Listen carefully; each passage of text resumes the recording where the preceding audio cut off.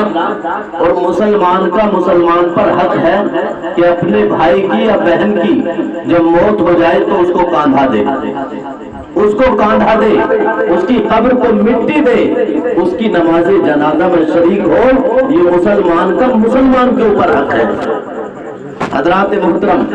لیکن خود مردہ کہتا ہے، اور اس میں بڑے فائدے ہیں ہماری اور آپ کے، اگر مرنے والا حضور فرماتے ہیں نیک ہوتا ہے ہم اسے کاندھا دے دیں، یا مرنے والی نیک ہوتی ہے اگر ہم اسے کاندھا دیں، اس کی نماز جنازہ میں شرکت فرما لیں، تو حضور فرماتے ہیں قبر کے اندر مرنے والے کو یا مرنے والی کو جو مومن ہوتی ہے یا مومنہ ہوتی ہے یا مومن ہوتا ہے، جو نیک لوگ یا نیک عورتیں ہوتی ہیں، جب قبر میں جاتی ہیں تو پہلا تحفہ یہ دیا جاتا ہے کہ اس کی نماز جنازہ میں جتنے لوگ شریک ہوئے تھے اللہ تعالیٰ سب کی مغفرت فرما دیتا ہے۔ سبحان اللہ۔ ساری ماں اور بہنیں ہیں تو اب ان کے ذہن میں یہ آ رہا ہوگا کہ یہ تو مرد پڑھتے ہیں نا نماز جنازہ، نماز جنازہ عورتیں تو پڑھتی نہیں ہیں، مردوں کے لیے یہ تو زیادہ معاملہ ہو گیا، بخشش ان کی ہو گئی، ہمارا کیا ہوا، ہم تو گھر بیٹھ گئے۔ یہ ماں اور بہنوں کے ذہن میں بات آ سکتی ہے، سوال آ سکتا ہے کہ ہم تو گھر میں بیٹھے رہتے ہیں، ہمارا معاملہ کیا ہے، ہم تو نہ کاندھا دے سکتے ہیں، نہ میت کے ساتھ چل سکتے ہیں، نہ ان کی نماز جنازہ میں شریک ہو سکتے ہیں، اور نہ جو ہے اپنے جو ہے بھائی کو یا بہن کو مٹی دے سکتے ہیں، یہ تو مردوں کا معاملہ ہے، پھر مرد ہی نماز پڑھیں گے اور مرد ہی جنازے کو کاندھا دیں گے اور مرد ہی قبر پر جا کر مٹی دیں گے، مردوں کو یا مردوں کو قبر میں اتاریں گے، تو جنتی تو وہ ہوئے، ہم تو گھر میں رہ گئے، پھر ہمارے لیے کیا حکم ہے؟ تو آؤ مدینے والے آقا مصطفیٰ جان رحمت کملی والے پیارے آقا ارشاد فرماتے ہیں، اگر کسی کا بھائی، ہماری ماں اور بہنوں کا کوئی بھائی انتقال کر جائے یا کوئی بہن انتقال کر جائے یا کوئی عورت انتقال کر جائے، تو ان کے لیے مصطفیٰ کریم کا فرمان یہ ہے کہ جب کوئی تمہارے گھر میں انتقال کر جائے تو اس کی موت پر صبر کرو، صبر و تحمل سے کام لو، کپڑے نہ پھاڑو، اپنے بال نہ بکھیرو، گریہ بازاری نہ کرو، تنزلات بیان بازی نہ کرو، بلکہ مرنے پر صبر کرو۔ جو مردوں کو اللہ ثواب عطا فرماتا ہے وہی تمہیں صبر کرنے پر اللہ تعالیٰ گھر میں بیٹھے بیٹھے ثواب عطا فرما دیتا ہے۔ وہ ماں اور بہنوں کے لیے ہے، مرد تو کاندھا بھی دیں گے، نماز جنازہ بھی پڑھیں گے اور قبر میں جا کر مٹی بھی دیں گے، تو انہیں تو تب ثواب ملے گا اگر تم صبر و تحمل سے کام لوگی، تو یہ ثواب اللہ تعالیٰ تمہیں گھر میں ہی عطا فرما دے گا۔ سبحان اللہ۔ اب مردوں کو نماز کے لیے حکم ہے مسجد کا، مسجد میں جا کر نماز پڑھو، ایک نماز پڑھو گے اللہ 27 نمازوں کا ثواب عطا فرمائے گا۔ میاں مسجد میں اب عورتوں کے لیے حکم کیوں نہیں ہے؟ عورتوں کے لیے حکم ہے کہ وہ اپنے گھر کے کونے میں پردے سے نماز پڑھیں۔ اگر ان کے لیے بھی حکم ہوتا جاؤ مسجد میں جا کر پڑھو نماز، لیکن اللہ نے کہا تم پردے میں نماز پڑھو۔ گھر جو مردوں کو مسجد میں ثواب دوں گا وہ تمہیں گھر کے کونے میں ثواب عطا فرما دوں گا۔ تو کتنا خیال ہے میرے رب کو پردے کا۔ مصطفیٰ جان رحمت نے حدیث مصطفیٰ کے اندر آیا ہے مردوں کو مسجد میں ثواب ملے گا اتنا ماں اور بہنوں کو تنہا پڑھنے میں گھر میں ملے گا۔ اور وہ ماں اور بہنیں جن کے لیے یار نماز کا حکم اللہ نے گھر میں پڑھنے کا دیا ہے، وہ پھر دوپٹہ گلے میں ڈال کے گھومے تو ان کے لیے کیا حکم ہوگا؟ وہ سر سے دوپٹہ اتار کے جائیں تو ان کے لیے کیا حکم ہوگا؟ وہ بازار جا کر کریں تو ان کے لیے کیا حکم ہوگا؟ وہ دکانوں پر چوراہوں پر دوپٹہ اتار کر چلیں تو ان کے لیے کیا حکم ہوگا؟ اندازہ لگاؤ جس ماں اور بہن کے لیے حکم یہ ہے کہ گھر میں نماز پڑھ، تو مسجد میں جا کر نماز بھی نہیں پڑھ سکتی۔ حضرات محترم برادران ملت اسلامیہ، لیکن یہی عورت پردے کی حالت میں اللہ اکبر صبر و تحمل کے ساتھ اگر موت پر کام لیتی ہے تو اللہ تعالیٰ جو مردوں ثواب قبرستان میں جانے کا اور جو ہے مردے کی نماز پڑھنے کا عطا فرماتا ہے، انہیں گھر میں بیٹھے بیٹھے صبر کرنے پر عطا فرما دیتا ہے۔ تو حضرات محترم میت کیا کہتی ہے وہ سماعت کر لیں، خیر بات طویل ہو گئی، محبت کے ساتھ سماعت کریں اور توقع بولیں سبحان اللہ۔ کہ کاندھا میری میت کو سبھی لوگ لگانا، تم بھول نہ جانا، پڑھ پڑھ کے درود میری میت کو سجانا، تم بھول نہ جانا۔ اب کیا کہتی ہے مرنے والی یا مرنے والا؟ میں تم سے چھٹی اور چلی ملک عدم کو، تم دیکھ لو مجھ کو۔ دیکھتے ہیں نا ہم اور آپ، یار آ رہے ہیں، رشتہ دار آ رہے ہیں، کوئی کانٹ سے آ رہا، کوئی رامپور سے، کوئی مراد آباد سے، کیا کرنا ہے؟ ہمیں چہرہ دیکھنا ہے۔ بھائی میت کے تو پیر بھی ہوتے ہیں، پیر کیوں نہیں دیکھتے؟ ہاتھ بھی ہوتے ہیں، ہاتھ کیوں نہیں دیکھتے؟ صرف چہرہ ہی کیوں دیکھا جاتا ہے؟ آپ کے یہ ریزن سمجھ میں آیا؟ چہرہ کیوں دیکھتے ہیں؟ علماء بیان فرماتے ہیں اس لیے کہ مرنے والے کے تمام اثرات اس کے چہرے پہ ہوتے ہیں۔ اگر نیک ہے تو چہرہ خوش مزاج ہوتا ہے، مرتے وقت بھی لگتا ہے جیسے مسکرا رہا ہے، روح تن سے جدا ہو گئی لیکن چہرہ پھول کی طرح کھلا ہوا ہے، کملا نہیں رہا۔ اللہ اکبر۔ اور جو گناہگار ہوتا ہے، خطاوار ہوتا ہے، جس نے دنیا میں ظلم کیے ہوتے ہیں، ناجائز کام کیے ہوتے ہیں، برے کام کیے ہوتے ہیں، پڑوسیوں کو ستایا ہوتا ہے، مرنے کے بعد اس کے چہرے پر 12 بج جایا کرتی ہے۔ اللہ وہ اسی لیے تو دیکھتے ہیں چہرہ، کہ جاؤ جا کر چہرہ دیکھ لو، پتہ چل جائے گا کیسا تھا۔ تو حضرات محترم، برادران ملت اسلامیہ، کیا کہتی ہے روح؟ کہ میں تمہیں سے چھٹی اور چلی ملک عدم کو، تم دیکھ لو مجھ کو، اور پھر بعد میں میت کو میری گھر سے اٹھانا، تم بھول نہ جانا، پھر بعد میں میت کو میری گھر سے اٹھانا، تم بھول نہ جانا۔ اور گھر والوں سے کہہ دو میرے، مجھے دیکھ لے ایک بار، جی بھر کے کریں پیار۔ گھر والوں سے کہہ دو میرے، مجھے دیکھ لے ایک بار، جی بھر کے کریں پیار۔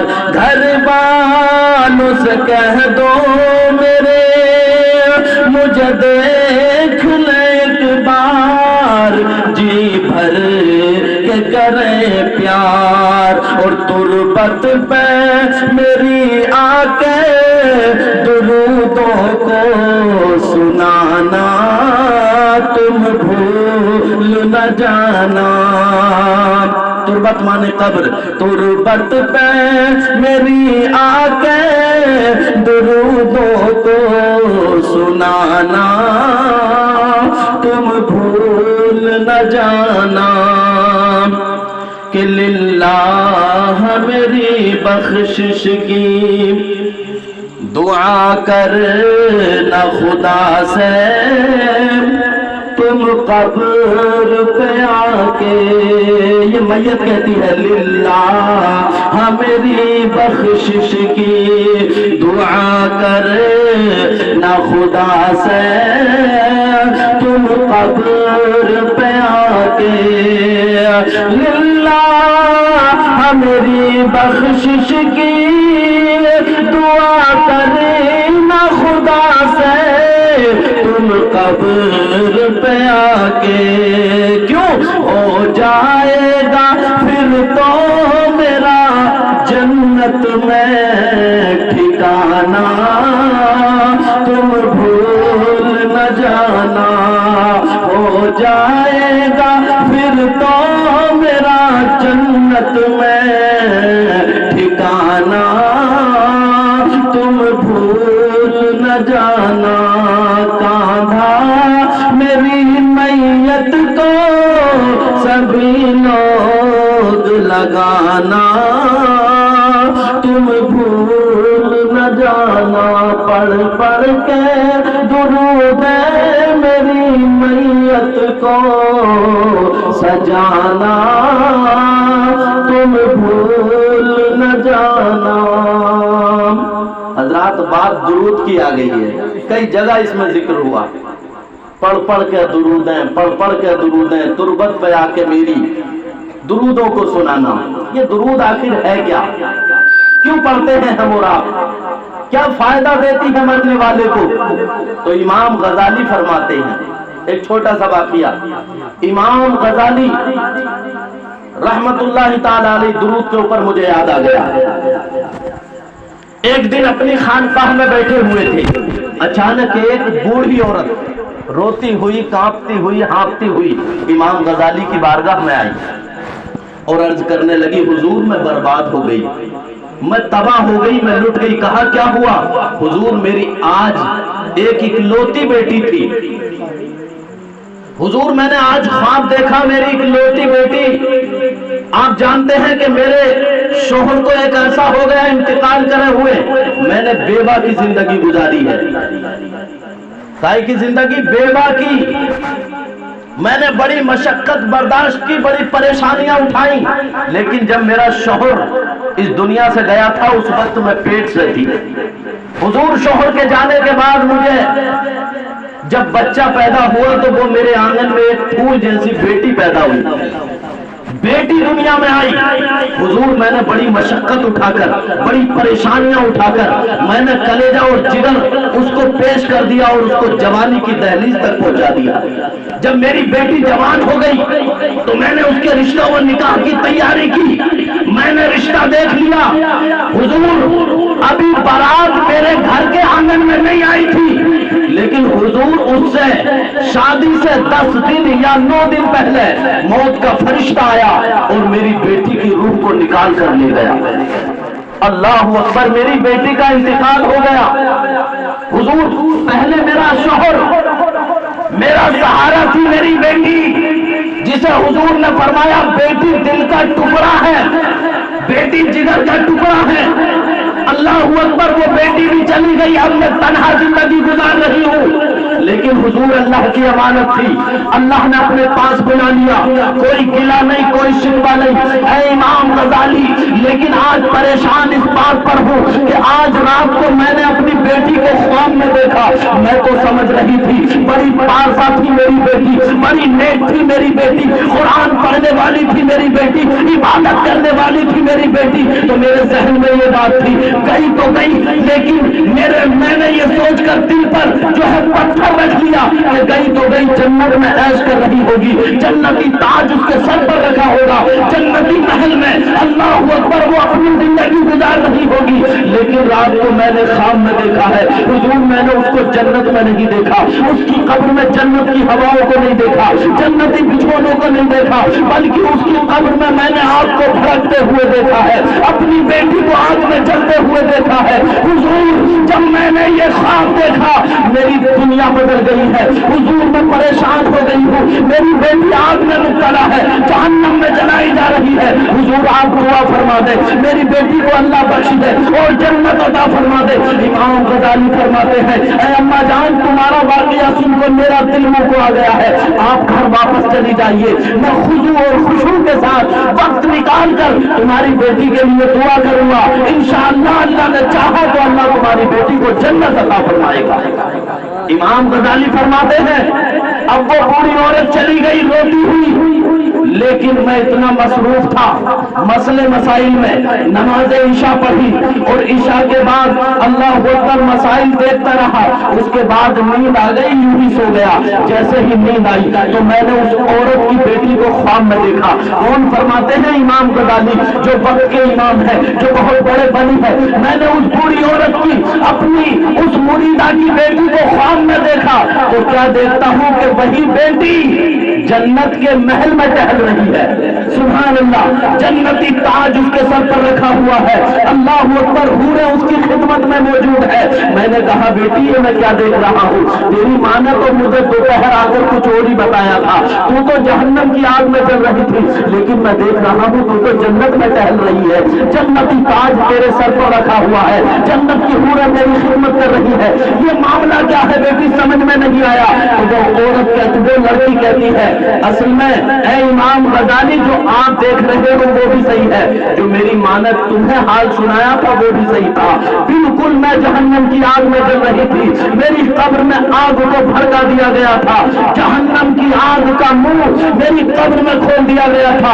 अल्लाह अकबर। लेकिन जब आपने आज असर की नमाज पढ़ाई और असर की नमाज पढ़ने के बाद एक आपका गुलाम, आपका मुरीद, हुजूर को चाहने वाला, हुजूर से मोहब्बत करने वाला आपकी मस्जिद से निकलता है और नमाज पढ़ने के बाद अब वो घर की जानिब नहीं जाता, अब वो कारोबार की जानिब नहीं जाता, अब वो दुकान की जानिब नहीं जाता, ना अपने पैरों में जूते पहने ना चप्पल, बल्कि जिस कब्रिस्तान में मैं दफन हूँ उसी कब्रिस्तान में आ जाता है और हुजूर पर दुरूद पढ़ता हुआ, अल्लाह अकबर, सलातो सलाम पढ़ता हुआ हम कब्रिस्तान के तमाम मुर्दों को उस दुरूद पाक का सवाब इसाल कर देता है। तो दुरूद पाक पर जब सवाल जो है सवाब इसाल करना था, परवरदिगार आलम ने उसके दुरूद पाक पर वो इतना पसंद फरमाया कि एक मेरी ही नहीं, इस कब्रिस्तान में जितने भी मुर्दे थे अल्लाह तबारक व तआला ने सबके गुनाहों को बख्श दिया है और परवरदिगार आलम ने सबको जन्नत अता फरमा दी। सुभान अल्लाह। काहे की बरकत है? दुरूद पाक की बरकत है। इसीलिए तो शायर ने कहा था, पढ़ पढ़ के दुरूदें मेरी मैयत को सजाना तुम भूल न जाना। तो दुरूद पाक में बड़ा असर है। जब तुम्हारा कोई अजीज, कोई भाई इस दुनिया से जाए, कुरान पढ़ो, दुरूद पढ़ो और सवाब इसाल करो। और जब भी कब्रिस्तान से तुम्हारा गुजर हो, रास्ते से गुजर कर जाओ तो पहले तो सलाम करो, अस्सलामु अलैकुम या अहलल क़ुबूर, ऐ कब्र वालों तुम पर सलाम हो। जब तुम कब्र वालों को सलाम करते हो तो वो तुम्हारे सलाम का जवाब देती है, बस हम सुन नहीं पाती। हजरात वो देखते भी है कौन आया है सलाम करने, कौन गुजर कर जा रहा है। फिर जब जाओ तो दुरूद पाक पढ़ते रहो, कुरान की जो सूरतें तुम्हें याद है वो पढ़ो और सवाब इसाल कर दो, अल्लाह मैंने जो पढ़ा है इसका सवाब इस कब्रिस्तान के मुर्दों को पेश करता हूँ, कबूल फरमा ले और इनकी बख्शिश फरमा दे। अल्लाह की कसम, तुम्हारा दुरूद पाक पढ़ना अगर अल्लाह को पसंद आ गया तो परवरदिगार आलम मरने वालों का भी बेड़ा पार और तुम्हारा भी बेड़ा पार फरमा देगा। अल्लाह रब्बुल इज्जत कुरान में इरशाद फरमाता है, कुल्लु नफ्सिन ज़ाइक़तुल मौत, हर नफ्स को, हर जानदार को मौत का जायका चखना है। इससे कोई नहीं बच पाया। अमीर को भी मरना है, गरीब को भी मरना है, फकीर को भी मरना है, बादशाह को भी मरना है, अदना को भी मरना है, आला को भी मरना है। हजरात सब कुछ पैसा नहीं है। अरे पैसा तो नाचने वाली भी कमाती है यार, पैसा कमाना कोई बड़ी बात नहीं है। आज के दौर में ईमान बचाना बड़ी बात है, ईमान बचाना बड़ी बात है। ईमान बचा कर ले जाओ तो समझ लो कामयाब हो जाओगे, कामरान हो जाओगे। अल्लाह तबारक व तआला मुझे और आपको अमल की तौफीक अता फरमाए, दोनों जहानों में भलाइयां नसीब फरमाए। आमीन व आखिरु दावाना अल्हम्दुलिल्लाहि रब्बिल आलमीन, अस्तगफिरुल्लाह रब्बी मिन कुल्ली ज़ंबिन व अतूबु इलैहि। तमाम हज़रात कलमा पढ़ें, ला इलाहा इल्लल्लाह मुहम्मदुर रसूलुल्लाह सल्लल्लाहु तआला अलैहि वसल्लम। मेरी उल्फत ये काम करती है, हर नजर एहतराम करती है, जो नबी पर सलाम पढ़ते हैं उनको दुनिया सलाम करती है।